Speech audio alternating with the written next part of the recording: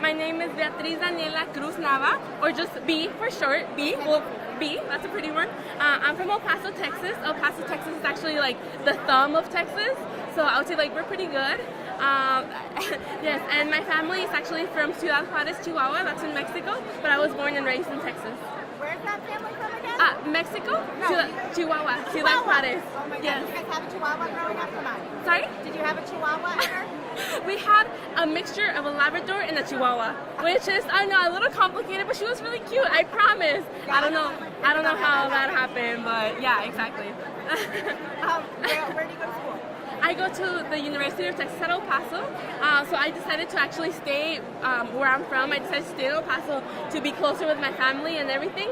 And then, funny story, they ended up like moving and going to another city last year. So this whole year, I've been kind of like doing it on my own. I decided to stay for my family, and they had to like go. So it's been going crazy because I had to like find a dorm, I had to find roommates, I had to like start over from scratch. And I was like, no, I decided I'm going to stay here and focus on my career for a little bit and just work on me. And well, I was already growing, honestly, at the University of Texas. So I was like, okay, I'll just stay here and keep growing with my Alpha chapter. Girl, so Yes. what's your major? I am a double major in accounting and finance. Accounting and finance. Accounting What do you want finance. to do? I want to be an audit because it's like very interesting. My dad is actually an accountant, so I'm trying to like follow his footsteps. I know that he had to go away from home to get a good job and everything, so I guess that's kind of what I'm following right now. Is he so proud of you? He is very proud of me. I hope so, honestly. I've been talking to them, to both my mom and my dad, throughout like this whole experience here at the Alpha Convention. And honestly, I was like, you know what? I'm a little overwhelmed. I needed to talk to me. And he told me, like, baby girl, like, don't worry, like, you'll be good. My mom even like prayed for me last night, and it's just been like an amazing experience because I know that I have like their full support, and they're always there whenever I need them, no matter how far they are. Awesome. How have you been liking the conference? It's been interesting. It's actually my first year here. I have no idea what I'm doing here. Well, okay, of course I do. We had to go and fundraise in order to get the money. I know a lot of the students here were sponsored by the university, but we had to actually fundraise for ourselves in order to be here. So whoever is here from the University of Texas at El Paso, it's like out of their own pocket and or hard work. How did you get the funds? How did you So raise them? we've been selling like all the Mexican snacks that we can find in the world, because who doesn't love like Mexican snacks? We had to sell raspas.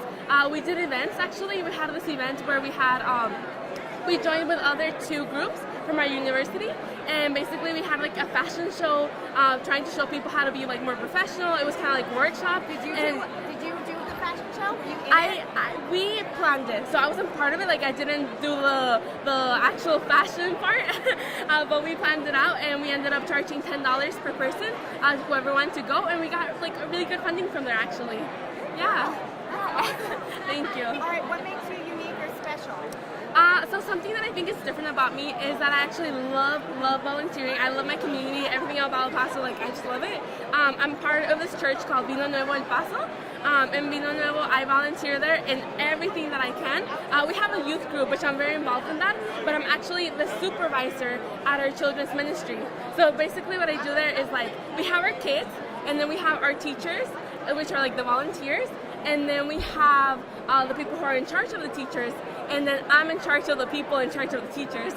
So it's like a whole mess, but I'm the supervisor there. I volunteer. I'm there every single Sunday, so I can't really be absent to that, but I'm there every single Sunday. We make sure that all the kids are safe, everyone's good, learning their lessons, and then above and beyond from that, we actually travel a lot because of Extreme Kids. That's what the children's ministry is called. And we've traveled to places like Chihuahua, we've traveled to Juarez, we've actually been to China too, we've been to China. Why are you going there? So we went to China that one time because we wanted to do a summer camp for the kids. So we made sure that we got all the materials that we needed, and we just wanted to like give them lessons, make sure that they know about like love, make sure that they understand that everyone is loved. And yeah, everyone makes mistakes, but of course like everyone is loved by people. So we went, we did a plays, we sang songs, and it was crazy because we had to translate everything. We had to like translate, and of course we had to like learn a few words ourselves, because some of the kids did speak English and we did have a few translators, but we had to like meet halfway. Since we spoke Spanish and they spoke Chinese, we have to like both speak a little bit of English to like get with each other.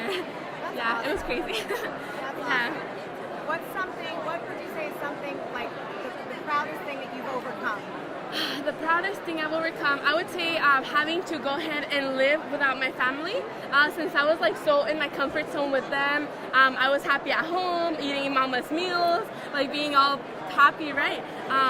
The hardest thing I've had to overcome has been that it's been a year since they left, and I've had to like do everything on myself, from like cooking and learning how to like do my laundry and learning all these things that, you know, growing up basically, to actually going out of my comfort zone and stepping out of what I thought was safe, which was just going to like my classes and just getting my good grades, but actually stepping out. And like throughout this time, even though it's been a hard time, I actually became even more involved in my student chapter at APA. I even became actually the marketing chair for this upcoming year.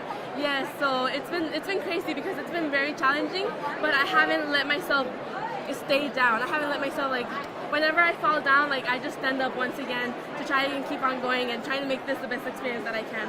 Way to do it. Yeah. Awesome. You guys were gonna make me cry.